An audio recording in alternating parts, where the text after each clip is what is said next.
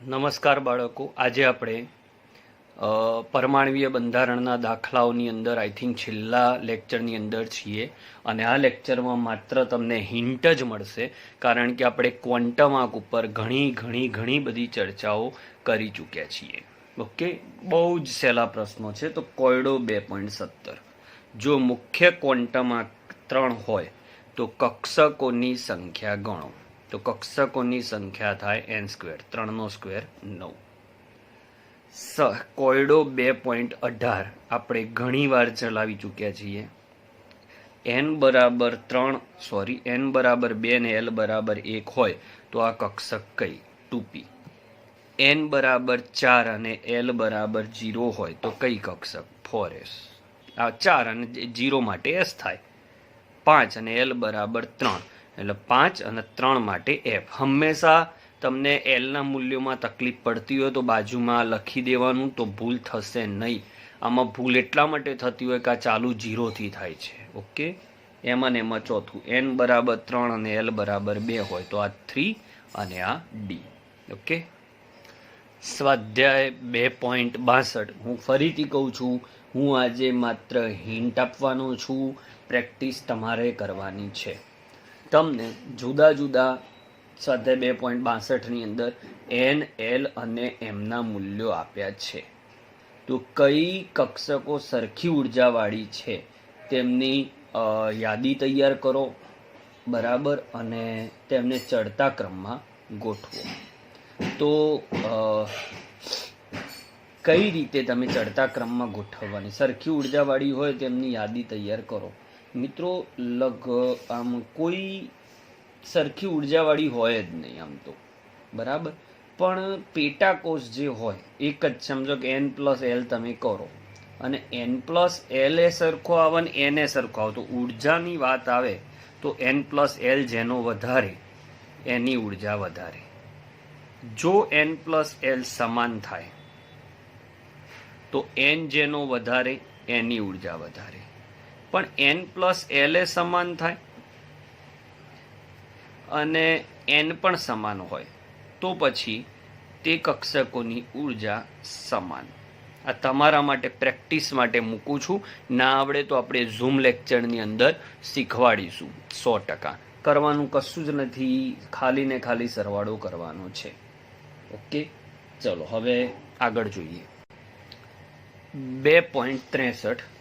બ્રોમિનમાં કુલ 35 electron છે, જે ક્રમશઃ પહેલા 2p કક્ષકમાં ભરાય છે, પછી 3pમાં અને પછી 4pમાં. તો કયા ઇલેક્ટ્રોન ઉપર અસરકારક ધનભાર, અસરકારક કેન્દ્રીય ભાર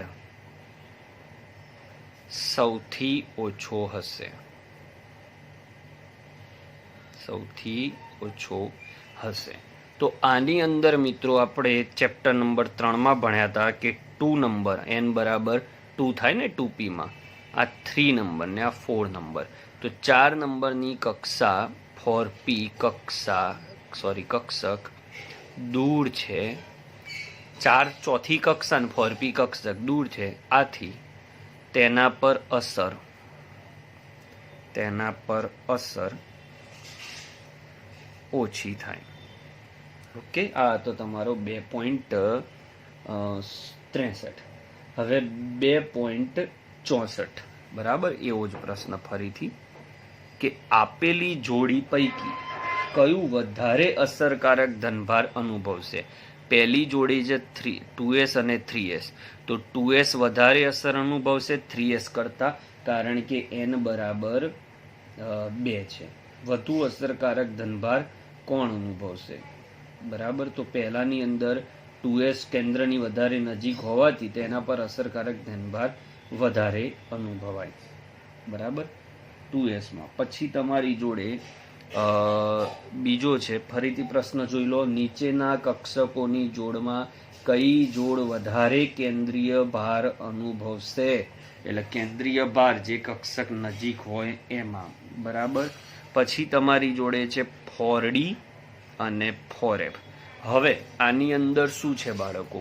તો 4 4 તો બંને સેમ થઈ. સેમ થાય તો આ ક્રમ જોવાનો, એસ પી ડી અને એફ. તો ડી વાળી કક્ષક વધારે કેન્દ્રીય ભાર અનુભવે કોના કરતા? એફ કરતા.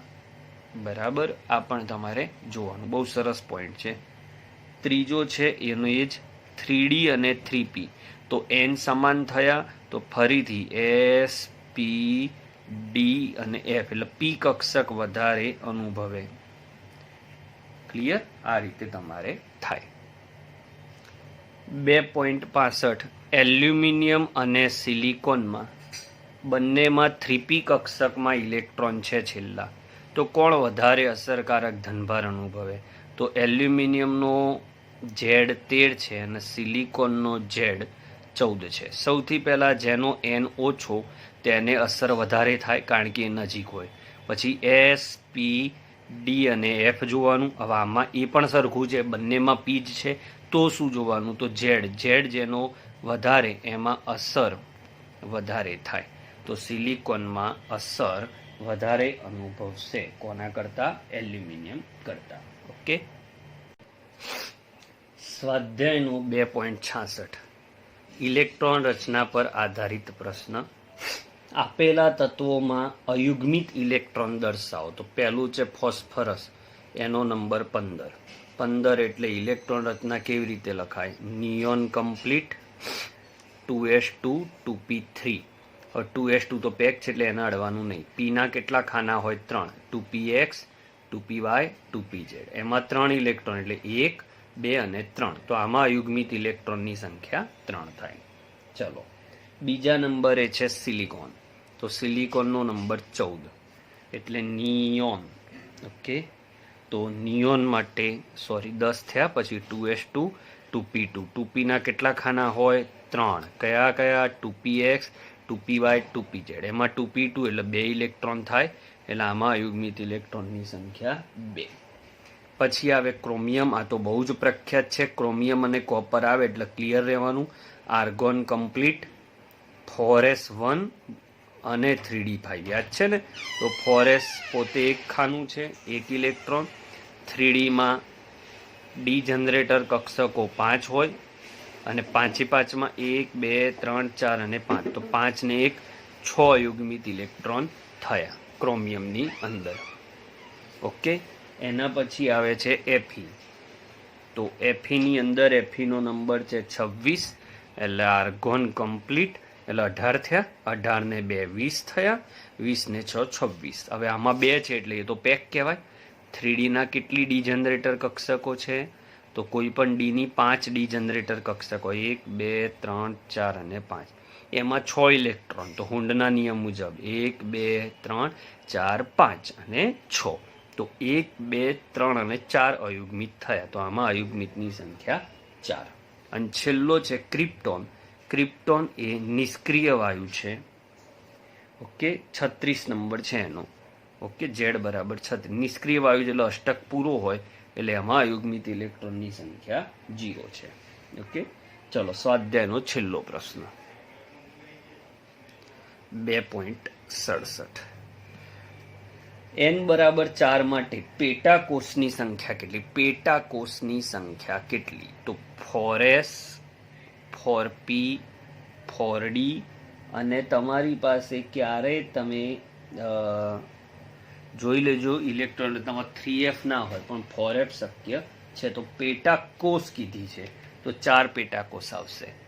ઓકે, કુલ કક્ષકો કીધી હોત તો ડાયરેક્ટ આપણે એન્સર કરી દે. હવે બીજો એમાં પ્રશ્ન છે સરસ. આ પહેલો પ્રશ્ન છે. બીજો, n બરાબર 4ની પેટા કક્ષકોમાં ms એટલે સ્પિનનું મૂલ્ય -1/2 હોય એવા તમે કેટલા ઇલેક્ટ્રોન ભરી શકો?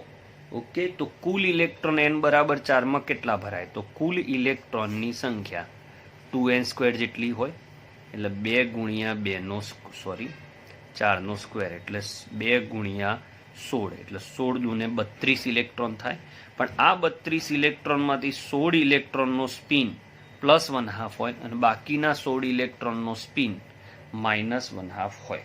બરાબર, આમ તમારો જવાબ આવે 16 ઇલેક્ટ્રોન. આ સાથે અહીંયા ચેપ્ટર પૂરું થાય છે.